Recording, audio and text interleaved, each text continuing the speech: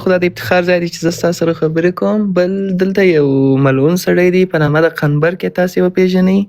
دی د اهل تشیع څخه دی، نو چې خلک د ده لایف ته ورځي دی داسې ډېرې پوښتنې ځینې کوي چې د خلکو ګډ سره مغزور اړوي. اوس یې یوه پوښتنه وکړله، ول تاسې چې ایاک نعبد و ایاک نستعین وایاست، نو تاسې ولې بېلته په د روزانه ژوند کې د بېلته د یو بل انسان څخه کومک غواړي، د خدای څخه یې نه غواړي؟ دی داسې جالبه سوالونه کوي قاري صاحب، هر ورځ د خلکو مغزور اړوي. جواب ته غوږ ونیسه ریډر صاحب. د دې جواب موږ ډیر کړی د الحمدلله، بار بار مو کړی چې یو څوک عقل ولري. ایاک نعبد، روزمره ژوند کې چا د بل چا عبادت کړی ده؟ متوجي سي دي آیات جواب راکوي. ټول مؤمنان راته متوجي سي دا سوال جواب زده کړي سي، بیا به د اغاګانو د دغو روافضو مجوسیانو خولې به تر دې غوږو داسې ورباندې چیرئ، بیا به جواب نسي درکولی. دا ایاک نعبد و ایاک نستعین کې تاسې وایي چې تاسې روزمره ژوند کې مدد له یو بل نه ولې غواړئ؟ په دې ایاک نعبد د دې نه دې ولې ټوپ واخیستل؟ په روزمره ژوند کې چا یو بل چا عبادت کړی ده؟ همدغه کس ته وایم جواب راکوه. ریډر نه نه قاري صاحب نه. څوک چاته تللی سجده یې ورته لګولې ده؟ هېچاته. څوک چاته تللی داسې ماته اولاد راکړه؟ هېچاته. څوک چاته تللی داسې 4 رکعته لمونځ درته کومه؟ هېچاته. عبادت خاص دی رب دپاره سونه. و ایاک نستعین، د هغه مدد غوښتل دي چې هغه د بندګانو په طاقت کې نه وي، د بندګانو په قدرت او طاقت کې نه وي. اوس مرګ تا ته څوک درکوي؟ خدای. انسان یې درکولی شي؟ نه. اولاد تا ته څوک درکوي؟ خدای. رزق څوک درکوي؟ خدای. صحت څوک درکوي؟ خدای. ټوله د جانبه د الله جل. خلاصه سو خبره. اوس دنیا روزمره ژوند کې اوس مثلا ته چیغې ووږه اسمان ته چې یا الله ما ته ګیلاس راکړه، الله جل وعلا ګیلاس درکوي؟ دا ګیلاس اوبه پکې وچښې؟ نه نه نه. آیا ته داسې چیغې وهلی سې چې یا رب العالمین ملایکې راولېږه چې ما ته اوبه راکړي؟ نه. دا په دنیا کې تحت الاسباب مدد د انسان په قدرت کې چې وي حاضر وي لغنه د دنیا، دا دنیا جوړه د یو بل په مدد باندې ده، دا مدد ناروا نه ده، دې ته تحت الاسباب مدد ویلی کېږي. فوق الاسباب مدد چې ده و ایاک نستعین، ای ربه زه یوازې له تا نه مدد غواړم، صحت، رزق، اولاد، هغه څه چې د بل انسان په قدرت او طاقت کې نسته.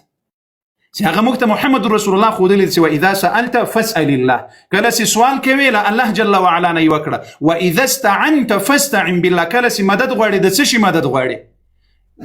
یو چاته ویلل چې ای پلانیه الی ما مدد وکړه په اوبو سره، هغه ته وایي اوبو راکړه، هغه مدد نه ده. هغه روزمره ژوند کې د انسانانو دار و مدار په دې سره ده چې د ژوند چارې پر مخ باندې لاړې شي. که چیرې همداسې شي چې د ژوند چارو کې له یو بل سره مدد کول ناروا شي، ټوله دنیا په هغه ورځ باندې سقوط ده. ټوله دنیا په هغه ورځ باندې څه شی ده؟ سقوط ده. که تاسو خیال کړی هر انسان په یو بل باندې ولاړ ده، یو انسان په بل انسان. اوس ګور مثلا زه تا ته ووایم ته په کوم ملک کې یې؟ هسې یو نوم واخله. کابل کې. هسې یو نوم واخله. په افغانستان په امریکا کې یې.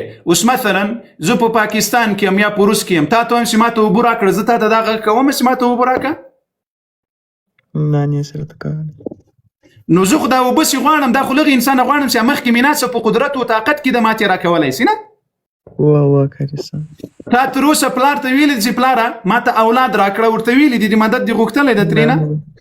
نه نه نه. او که کله وخت مریض شي دا دې ورته ویلي ده چې پلارجانه ډاکټر ته مې بوځه؟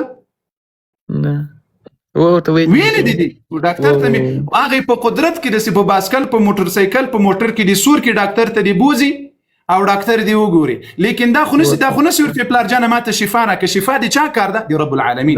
نو یو مدد غوښتل دي فوق الاسبابو کې، دا یوازې د رب العالمین جل وعلا شان داسې په بل آیات کې فرمایي ولا تدعو من دون الله، اواز به نه کوي د مدد د غوښتلو، وفوق الاسباب کې لا الله نه بغیر ځکه بل ځای کې به الله وی لا یستطيعون نصرکم دوی دي تاسو تر سبا پورې یو قبر ته چیغي وګسي ماته شفا را قدر کولای شي نه تر سبا پورې دی قبر په خو ته کین ورته ماته یو ګولی راکړه یو ګلاس اوبه راکړه یو څه شی را درکولای شي ما قاري صاحب نو اوس هغه یو فوق الاسباب مدد ده د العالمین جل وعلا نه غوښتل کار دي انا نو ژوند ما یې مثال درکړل چې تو اسمان ته چیغې نسی ویل سي ای رب ما ته وبول اسمان نه راولېګه ای رب ملائکه راولېګه سي ما ډاکټر ته بوزي ای رب ما ته ملائکه راولېګه سي ما موټر وچلې ای رب دې ما ته ملائکه راولېګه سي ما په بسکل باندې سور کې حکومت می وکړي نه خیر د دنیا ژوند او ژوندۍ سي د چا په قدرت او طاقت کې وي او حاضر وي د روزمره ژوند او ژوندۍ روانه په یو بل سره په مدد کولو باندې ده خو چې د کوم انسان څه شي په وس کې نه وي قدرت کې نه وي نیسی درکول هغه بم بیا نه جنې غواړي وشي په خبره واه کاری صاحب نو کاری صاحب مننه بیا هم چې تاسو جواب راکړئ د تاسو د مدیریتورانو څخه یو خواهش لرم په دې سوال د لیکو پړی خلاص شو کنه د خلاص شوی واه خلاص ولا علم غم راکاو د فوق الاسباب او د تحت الاسباب فرق مې وکړي مننه کوم ځان نعره تکبیر الله اكبر ولله الحمد قدرمن وګوره ویډیو کې مال سکرین د سره ټکوي لا در سره نشر کوي الماس په جواب مهرباني وکړه السلام علیکم کاری صاحب ته ملګرو ته سلامونه کوم الله پاک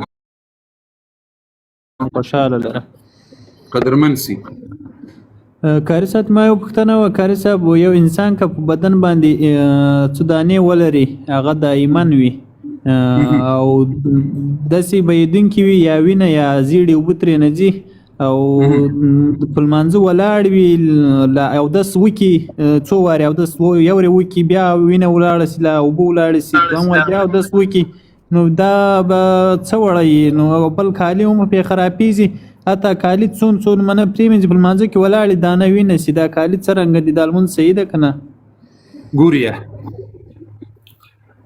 ما یو دم خودلی ده یو دم می خودلی ده په هغه دم باندې عمل وکړي د موږ یوټیوب باندې تلار سي هر قسم دانی مو په بدن وي زخي وي د رحمت للعالمین دی رسول الله صلی الله علیه وسلم دمو دعاو چې هر چاته ام المؤمنین عائشه رضی الله عنها وی دا دم به نبی علی السلام چې هر چا په بدن بزخ دانی وي دا دم به ور باندې کول نو هغه ویډیو وګوریا او په هغه طریقې عمل وکړي الٰه العالمین بصحت ور سره درکې ان شاء الله په 5 ورځو کې بعد هر مؤمن وسع عقیده وي په دې دم تطبیق کوي به تجربه کوي بینه نو پلاس کې مې د سخاوري دي غالبا په دې ټیک ټاک کې نشر شوی دی د المؤمن د الحفاظ یوټیوب باندې کې نشر شوی دی نو الله جل وعلا به صحت ور سره درکوي و خبر بل خبره ده کچیر یو چاته امدغه سي دوامدار یو شی راتلل نو دا بیا معذور ده د هر المنځ ته او دس کوي او المنځ دی کوي ها هر المنځ ته دی او دس کوي او پوغه او دس دی المنځ کوي بل المنځ ورته راغلل بیا او دس کوي المنځ کوي که په المنځ کې دنه د تداسې څه شی راغلل نو کوم حرج او مشکل نشته د المنځ صحیح ده ښه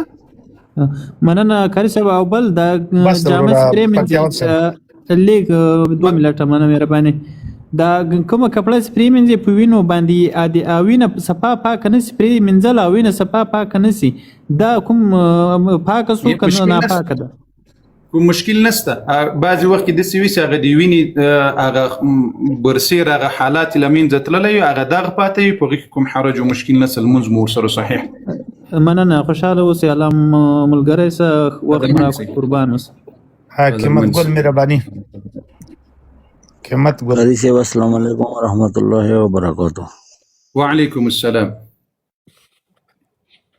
قاری سے خیر سیات خدے قدرمن سي الله قدرمن سر لوړی کړ قاری سے د اپ کو دا بیګازي او براد تا ختم دا ډاکټر دې دا خبره ډاکټر حیوانات د زناورو ډاکټر دی کنه نو بس هغه ډېری به هغه دا خبرې کولې مو ترس مطلب ته د زناورو ډاکټر ته په دې باندې خپيږي مطلب د غوغو شوی کی ګوتی وایو ستیر شو غو مولو کی کور ولري سپایو کی کور ولري تو اسلامي هغه سره هیڅ تعلق نشته چې اسلامي هغه کې کور لري ځکه اسلام خپل څه شاید اسلام خپل عالم لري خپل هغه لري په دې باندې عالم خپيږي او ته خو یو ډاکټر اوم حیوانات او ډاکټر دا خبره ته په دې خپيږي سیر دغه کې بچا شتو نشته دا سپای ټیک دی نه دی ټیک بس ډېر خبره وسره وشوي کنه بیا دي کې یو هغه خبره بابرای ابن می غسد دا ته مډیټر تیر شوی دی بابرای نو ما خیسلو د ضرورت نشته نه یا دا هیڅ کوم نه پیژنم په دې نمونه باندې څوک نه پیژنم خو بس خو له سره زه مډیټر تیر شوی دا مله سره کم سي کم د دوا کوله مخبل د کری سیب د براډ ته کینو خو سپورې ته نه ما مو کینه دی ورید تیر شوی کنه تیر شوی دا سره وای ګیدړی ته انګور نه رسیدل وای ویل سي دا ترخه دي اټوکه موریدلی متل بالکل ورید لیم او وای ګیدړی ته چا انګور باغ ته وای نس وای تللی سي انګور خوري بیا وای د دیوال په سر ناس اوسې د دی باغ انګور ډیر ترخه دي خو دی خړلای نه سوینه نو داسې به ډېر خلک د زړه سره دعوې وکړي الله مو قدرمن سرلوړي کړه بریک چاته منیسي دا